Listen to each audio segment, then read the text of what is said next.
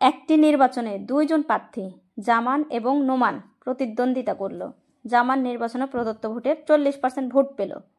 নোমান জামানের চেয়ে 298 ভোট বেশি পেয়ে নির্বাচনে জয়লাভ করলো। ওই নির্বাচনে কতজন ভোট দিয়েছে, অর্থাৎ সর্বমোট ভোটার কতজন। এখানে 40% ভোট পেয়ে সে হেরে গিয়েছে জামান, এবং নোমান জামানের চেয়ে 298 ভোট বেশি পেয়েছে, অর্থাৎ 20% ভোট সমান 298। তাহলে আমরা সলিউশন কিভাবে করব? 20% ভোট সমান 20% ভোটার, তাহলে কত? 298। তাহলে 1% ভোট সমান কত হবে? 298 ভাগ হচ্ছে 20। সুতরাং আমরা কি বের করব? 100% ভোটার। নির্বাচনে কতজন ভোটার ছিল, অর্থাৎ 100%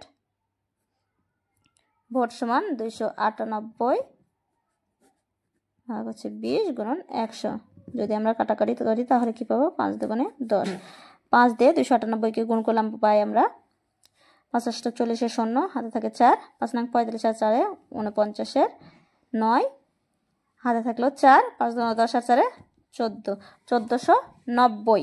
ওই নির্বাচনে ভোটার ছিল 1490 জন।